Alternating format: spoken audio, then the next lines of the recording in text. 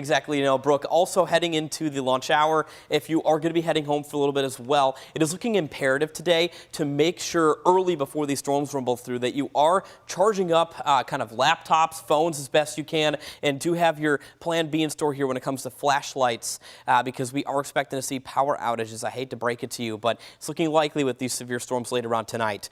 This is how it's looking right now. We are looking pretty quiet when it comes to severe weather, but we're mainly watching storms firing anywhere from Marion County towards Hart County, Taylor, and Adair counties right now. From Greensburg to Columbia, a couple of these storms have been a little bit strong, but again, they're not severe. We are tracking that very closely. As we bump up to the north towards Metro Louisville, there is a storm already inching into West Louisville right now over the Sherman-Minton Bridge and I-64. Kind of a heavier cell is going to make its way downtown right now, actually, in the next couple of minutes. We're also watching some garden variety showers and storms, mainly across I-71 as we speak. Nothing severe at this time, but of course, things will be changing later on this evening. This is what we are watching very closely. Our friends off to the west, notice there's storms already filling in across the southern Ozarks region and the southern Mississippi Valley. There's actually a potent line of thunderstorms trying to inch into western Kentucky from western Tennessee right now. That's all the activity we are watching for our area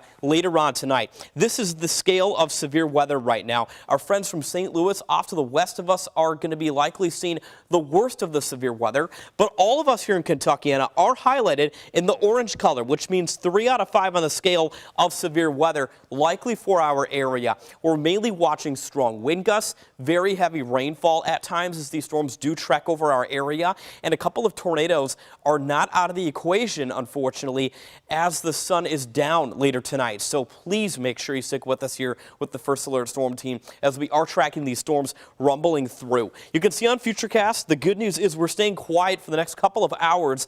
Actually, mid-afternoon, the sun might be coming out, but that will be kind of fueling our atmosphere for more storms to be forming later on. And a couple of these initially might develop into single cells around 7, 8 o'clock. Some of these storms might be severe, but the main line we're watching is going to be forming off to our west as we approach that midnight hour. And unfortunately, there could be rotation in these thunderstorms, which could be bringing the likelihood of a couple of tornadoes as we approach the evening hours. But again, the main threats will be very strong wind gusts and very heavy rainfall. Notice the timing of it. The storms will make their way mainly for our eastern communities after midnight and finally really making their way quickly to the east. Now, that's the good news out of the storm system. It'll be a quick mover, and the good news is the weekend will be quiet overall, but it'll be a lot cooler tomorrow. Here's how we're sitting right now. Temperatures are in the 50s, but notice the wind staying persistent out of the south as gusts are already clocking in around 25 to 30 miles an hour. So along with these thunderstorms, there's actually a wind advisory in effect. This actually begins this evening and goes through tomorrow afternoon. Basically a heads up that wind gusts are going to be making for power outages, even if it's not thunderstorming for your area. This is a look at the wind gusts into tonight. We're going to be noticing wind gusts beginning tonight, going through tomorrow in excess of 40 miles an hour. So this will be a very strong storm system.